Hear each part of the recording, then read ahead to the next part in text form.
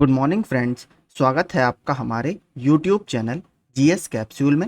I hope आप सभी अच्छे होंगे और आपकी तैयारी अच्छी चल रही होगी। फ्रेंड्स, आप सभी को पता है हम अपने इस चैनल के माध्यम से daily current affairs one liner की फॉर्म में मॉर्निंग में आपको प्रोवाइड कराते हैं और शाम को हम इसी का एमसीक्यू की फॉर्म में रिवीजन करते हैं। तो अगर आप हमारे चैनल पर नए हैं तो प्लीज़ इसे सब्सक्राइब कर लीजिए। यहाँ पर आपको ऐसे ही रेगुलर करंट अफेयर्स मिलते रहेंगे। तो चलिए शुरू करते हैं। 8 जुलाई के करंट अफेयर्स हम देखते हैं।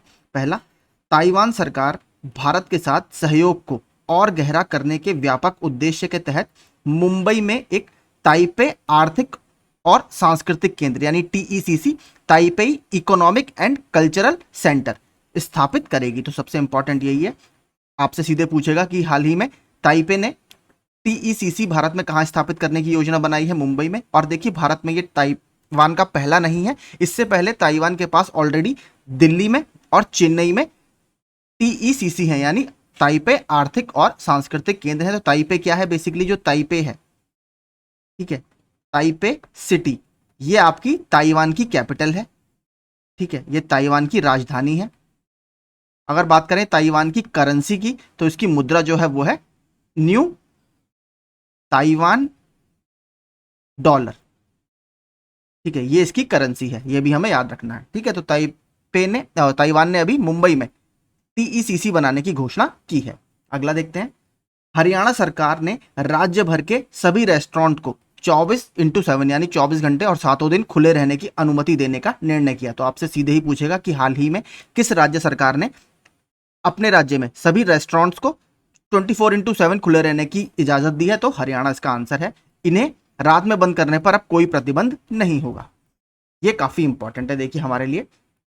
जाफना विश्वविद्यालय ने शैक्षणिक सहयोग को बढ़ावा देने, तो जाफना यूनिवर्सिटी आपकी कहां पर है? श्रीलंका में।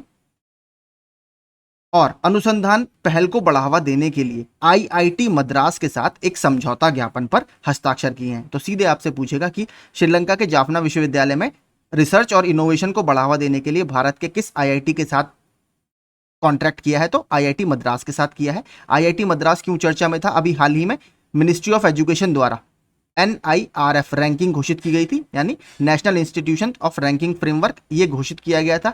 इसमें दो कैटेगरी होती है आपकी, एक यूनिवर्सिटी की कैटेगरी होती है, एक इंस्टीट्यूट की कैटेगरी होती है। ठीक है, तो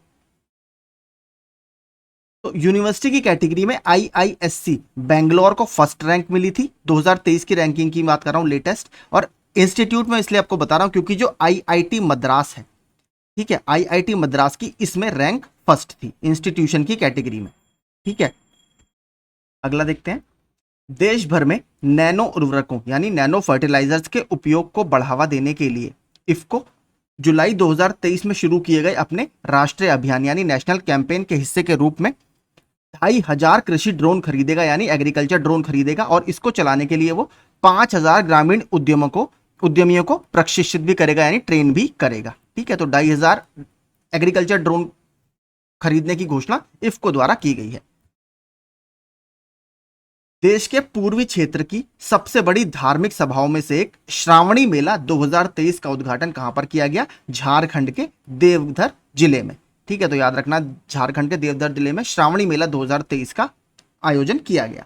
गुजरात राज्य सरकार ने प्रधानमंत्री जन आरोग्य योजना के तहत बीमा कवरेज को दुगना कर दिया है। पहले इसमें जो बीमा कवरेज था कितना था? 5 लाख पर फैमिली पर ईयर, हर साल, यानी पर फैमिली पर ईयर का इसमें बीमा था। अब इसको बढ़ाकर गुजरात सरकार ने 10 लाख रुपए का ये कवरेज कर दिया है। तो ये इंपॉर्टेंट है, आपसे सीधे पूछेगा कि हाल ही में प्रधानमंत्री जन आरोग्य योजना यानी PMJ, इसका जो कवरेज है वो दुगना कौन से राज्य ने किया है? तो गुजरात सरकार द्वारा इसका जो कवरेज है वो दुगना कर दिया गया है। अब PMAY के लाभार्थियों को 5 लाख की जगह 10 लाख रुपए का बीमा कवर मिलेगा। और स्कीम ये कब लॉन्च की गई थी? ये 2018 में स्कीम लॉन्च की गई थी, आयुष्मान भारत जन आरोग्य योजना के नाम से। इसमें आपके हेल्थ एंड वेलनेस सेंटर बनाने की बात भी की गई थी। आगे चलते हैं। देश के सबसे बड़े सार्वजनिक क्षेत्र के बैंकों यानी पब्लिक सेक्टर बैंक्स में से एक बैंक ऑफ इंडिया, ये काफी इंपॉर्टेंट है, आधिकारिक तौर पर महिला सम्मान बचत प्रमाण पत्र यानी MSSC यानी महिला सम्मान सेविंग सर्टिफिकेट शुरू करने वाला देश का पहला बैंक बन गया है। बहुत इंपॉर्टेंट प्रश्न है, हाल सीधे आपसे पूछेगा कि हाल ही में महिला सम्मान बचत प्रमाण पत्र शुरू करने वाला देश का पहला बैंक कौन है? तो बैंक ऑफ इंडिया। आगे चलते हैं। चीन के क्यू डोंगयू को संयुक्त राष्ट्र के खाद्य और कृषि संगठन यानी फूड एंड एग्रीकल्चर ऑर्गेनाइजेशन के महानिदेशक के रूप में दूसरे कार्यकाल के लिए फिर से चुना गया है। तो एफएओ के डायरेक्टर जनरल के रूप में क्यू डोंगयू को चुना गया है फिर से उनके सेकंड टर्म के लिए। बात करें एफएओ की, तो एफएओ की स्थापना कब हुई है? जब यूनाइटेड नेशंस की स्थापना हुई थी आपके 1945 में, तभी एफएओ की स्थापना हुई है। बात करें एफएओ के हेडक्वार्टर की, तो ये इटली के कहां पर है? रोम में स्थित है। ठीक है, आगे चलते हैं। इसके अलावा देखते हैं अभी हाल ही में और कौन कौन सी नियुक्तियां हुई हैं। सबसे इंपॉर्टेंट देखिए यही है, सीनियर पुरुष क्रिकेट चयन समिति के अध्यक्ष, जो कि इंडिया के बहुत फेमस फास्ट बॉलिंग ऑलराउंडर रहे हैं, अजीत अगरकर जी। विश्व व्यापार संगठन यानी डब्ल्यूटीओ में भारत के राजदूत के रूप में किसको चुना गया है? ब्रजेंद्र नवनीत को। इनको पुनर्नियुक्ति मिली है, यानी दोबारा से इनकी नियुक्ति की गई है। डब्ल्यूटीओ की स्थापना कब हुई है? 1995 में। हेडक्वार्टर कहाँ है? जिनेवा। पहले डब्ल्यूटीओ को किस नाम से जाना जाता था? GATT, general agreements on tariffs and trade, या ट्रेड एंड टैरिफ्स। ठीक है, इस नाम से इसको जाना जाता था। 1995 में इसका नाम बदलकर डब्ल्यूटीओ कर दिया गया। भारत के सॉलिसिटर जनरल के रूप में किसको चुना गया है दोबारा से? तुषार मेहता जी को।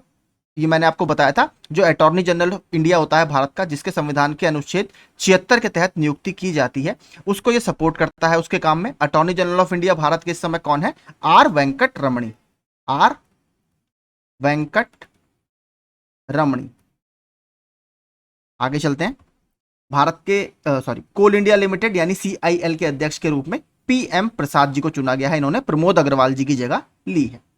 अगला, हाल ही में कुछ ब्रांड एम्बेसडर भी चुने गए हैं। तो स्पोर्ट्स गियर कंपनी आपकी एसिक्स, ये आपने देखा होगा ऑस्ट्रेलिया की ड्रेस वगैरह पर भी इसका लोगो रहता है एसिक्स का। एसिक्स इंडिया प्राइवेट लिमिटेड ने अभिनेत्री श्रद्धा कपूर को अपना नया ब्रांड एम्बेसडर नियुक्त किया है। हाल ही ब्रांड एम्बेसडर देख लेते हैं। रश्मिका मंदाना जी को। प्रिंटर कंपनी आपने सुनी होगी एप्सन, एप्सन के प्रिंटर बहुत फेमस है। स्मृति मंदाना को रैंगलर, जो कि एक क्लोथिंग ब्रांड है, ठीक है, कपड़ों का ब्रांड है रैंगलर। ऋतिक रोशन को जेब्रॉनिक्स, जो कि एक इलेक्ट्रॉनिक्स का ब्रांड है, जेब्रॉनिक्स। सचिन तेंदुलकर को महाराष्ट्र सरकार ने स्माइल एम्बेसडर के रूप में नियुक्त किया है, यह भी काफी इंपॉर्टेंट है।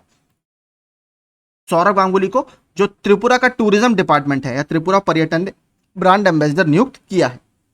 विराट कोहली जी को ड्यूरोफ्लेक्स, जो कि गद्दों और नींद उत्पाद निर्माता का एक ब्रांड है, उन्होंने विराट कोहली जी को नियुक्त किया है। तो ये सारे आपके हाल ही के ब्रांड एम्बेसडर थे, ये भी काफी चर्चा में रहे। आधव अर्जुन को बास्केटबॉल फेडरेशन ऑफ इंडिया यानी BFI का अध्यक्ष चुना गया है। अगला, PM मोदी ने छत्तीसगढ़ में wild life friendly highway project का उद्घाटन किया। ठीक है, आपको पता होगा कि कई सारे जो हमारे हाईवे होते हैं वो एलिफेंट कॉरिडोर्स में से या फिर प्रोटेक्टेड एरियाज में से होकर गुजरते हैं, जंगलों में से। तो कभी कभी जो जंगली जानवर होते हैं वो हादसे का शिकार हो जाते हैं। तो इसी को दूर करने के लिए वाइल्ड लाइफ फ्रेंडली, यानी जो ऐसे हाईवे जहां पर दुर्घटना की संभावना काफी कम हो जंगली जानवरों के, उसका इनॉग्रेशन किया है प्रधानमंत्री नरेंद्र मोदी जी ने। कहां पर? छत्तीसगढ़ में। उबिनास ज्वालामुखी किस देश में है जिसके चलते वहां आपातकाल की घोषणा की गई है? बाहर मैंने थंबनेल में मैप भी लगाया था इसका। तो उबिनास जो वोल्केनो है वो पेरू में स्थित है, याद रखिएगा। ठीक है, पेरू में। पेरू की कैपिटल क्या है आपकी? लीमा। और बात करें पेरू की करेंसी की, तो वो है आपकी सोल। ठीक है, सोल। आगे चलते हैं। भारत ने इलेक्टोरल कॉर्पोरेशन के लिए यानी निर्वाचक सहयोग के लिए पनामा के साथ समझौता ज्ञापन पर हस्ताक्षर किए हैं।